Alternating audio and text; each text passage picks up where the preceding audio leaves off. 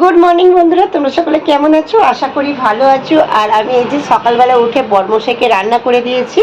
বরমশাই নিয়ে বেরিয়ে গেল। আর আজকের যেহেতু বৃহস্পতিবার, যার জন্য আমি ঘরটা একটু পরিষ্কার করে নিয়েছি। অনেক দিন পরে ঘরটা একটু জামা কাপড়গুলো এখনও গুছানো হয়নি, জামা কাপড়গুলো বিছানাইতে এই যে রেখে দিয়েছি।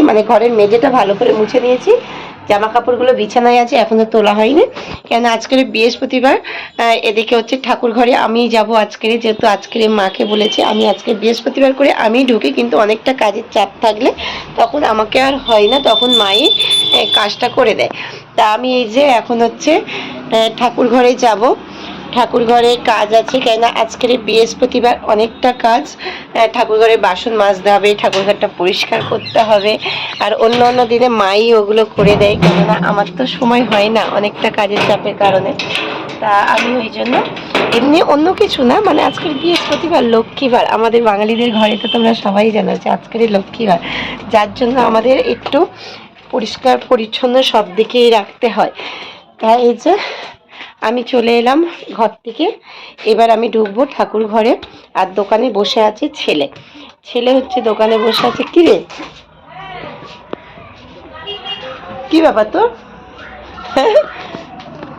দোকানে যা, আমি ঠাকুরের ভোগটা দিই। তাই এই যে আমার ঠাকুর ঘরটা তোমাদেরকে এর আগেও দেখিয়েছি, এখনও একটু দেখায়। যে এখনো পর্যন্ত কিছু করা হয়নি। এই যে দেখো আমার ঠাকুর এখানে রাখা হয়েছে। এখন আমি ঠাকুর ঘরের দিকে যাব। দেখো ঠাকুর ঘরে আমি চলে এসেছি। আর এদিকে অনেকটাই এই যে আম পাতাগুলো শুকনো হয়ে গিয়েছে, সেগুলো আমি এগুলোকে আম পাতাগুলো পাল্টে দেবো, দিয়ে পরিষ্কার করবো। আর মা তো দেয়, দাদা মা প্রায় সময় বেশিরভাগটা মাই দেয়, কিন্তু মা অত ভালো করে পারে না।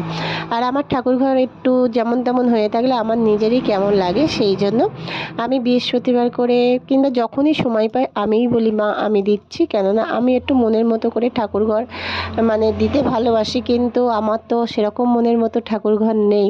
তা তবু আমি যতটুকু পেরেছি ততটুকুর মধ্যেই ঠাকুরঘর রেখেছি, সেরকমভাবে এক সাইডে করে রেখেছি। আর সেরকমভাবে আমি যতটুকু পারি ততটুকুই ঠাকুরের সেবা ভোগ সব কিছুই দিই।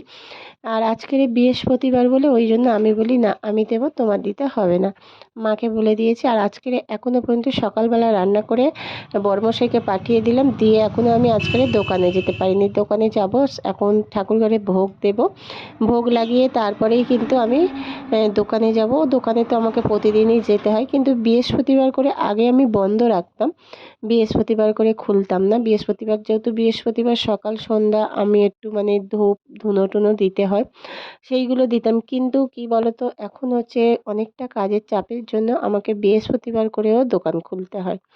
আর আমি ওখান থেকে ঠাকুর ঘর পরিষ্কার করে ঠাকুরের বাসন টাসন মেজে নিলাম, নিয়ে আমি গিয়েছিলাম বাজারে। বাজারে গিয়ে একটু ফল বাজার করে এনেছি। এই যে ফল ঠাকুরের ভোগ লাগিয়ে দিয়েছি, ঠাকুরের পূজা দিয়ে দিয়ে ভোগ লাগানো হয়ে গিয়েছে। আর আমি এবার আজকে যেহেতু বৃহস্পতিবার একটু ব্রতকথার বইটা পড়ে তারপরে ঠাকুরকে আমি এখান থেকে উঠবো, ঠাকুর ঘর থেকে উঠবো। তাই বৃহস্পতিবারের ব্রতকথা বইটা আমি পড়ে নিচ্ছি। ভিডিওটা ভালো লাগলে লাইক কমেন্ট শেয়ার।